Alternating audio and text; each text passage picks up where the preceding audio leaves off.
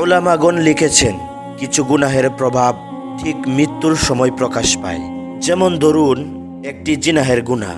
এই গুনাহের প্রভাব দুনিয়াতে তো দেখা যায়, বরং মৃত্যুর সময়ও প্রকাশ পায়।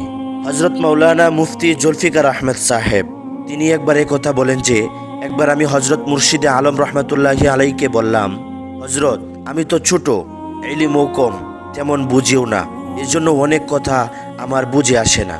তো আপনার অনুমতি পেলে সেই বিষয়গুলো আপনাকে জিজ্ঞাসা করে আমি জেনে নিতাম এবং আপনার কাছ থেকে আমি অনেকটা উপকৃত হতাম।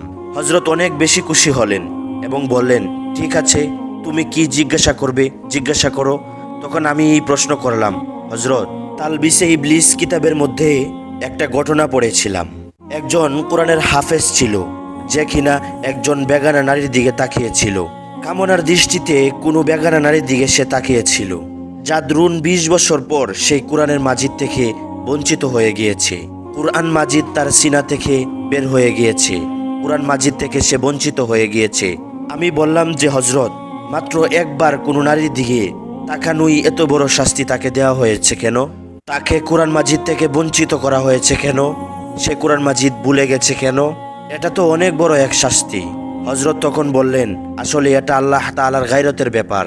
আমি হযরতকে বললাম, সেটা কিভাবে?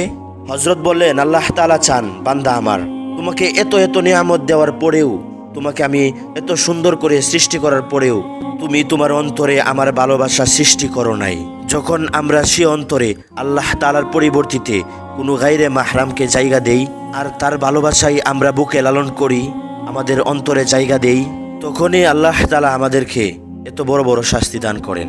কারো শাস্তি দুনিয়ার মধ্যেই দিয়ে দেই, আবার কারোরটা বাকি রেখে দেই, যেটা আমরা জাহান্নামে গিয়ে পাবো। এজন্যই আমরা সবসময় আমাদের অন্তরে আল্লাহ তাআলার ভালোবাসা লালন করব, ইনশাআল্লাহ।